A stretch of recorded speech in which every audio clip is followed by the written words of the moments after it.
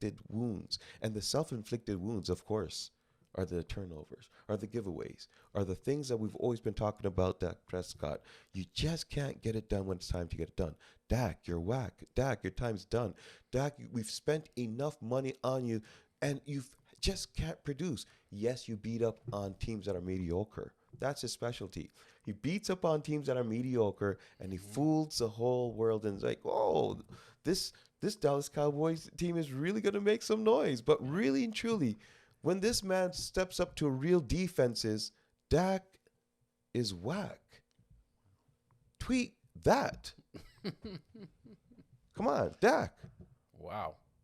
Wow. I'm expecting to hear in the next 24 hours or so that the Dallas Cowboys Twitter account has been hacked because this is bananas that your franchise would let out a tweet pretty much saying we lost because Dak Prescott. What? And you know for sure there's no way this is let out from the team's account without Jerry Jones okaying it. That sounds like Jerry himself, to be honest. That sounds like Jerry himself. So I don't know. You tell me. He had to okay this. There's no question about that. So he's laying the groundwork for an attempt to I guess move away from Dak.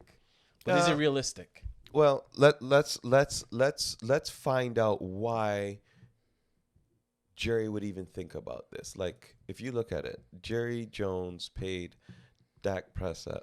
How much is he making? He's making about what, $40 million a year? $40 million a year, and he produced what? 1 touchdown and 2 interceptions. Barely passed over 200 yards in a divisional round playoff game against a rookie.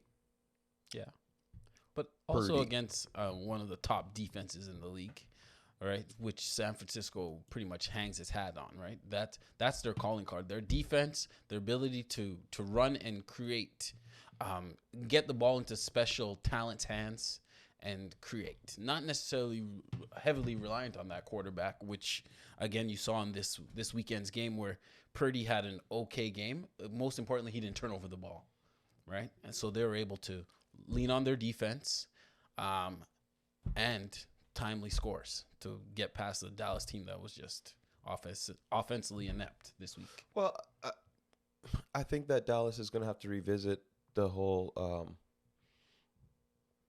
dream team, the whole dream team concept. I mean, for now, the questions was asked to you earlier, is Dak Prescott going to win you a Super Bowl? And you said no.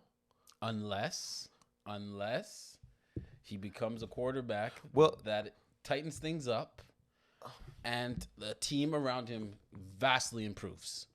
I have a problem with that statement because we're in a National Football League where you might be put in a situation where you have to put the team on your back and win the game. And, do you trust Dak to do that? I mean, you're talking about 12 games in, and he's leading the league in turnovers, interceptions. How do you do that? Well, again, trying to lead a team with his arm is usually the issue he gets into, right? When he's throwing around that 25 attempts a game, that's a good range for him, where you're getting a nice balance. Again, unfortunately, Pollard went down in that matchup against San Fran, which did them no favors. Again, him being their best running back, even though Zeke is their starter.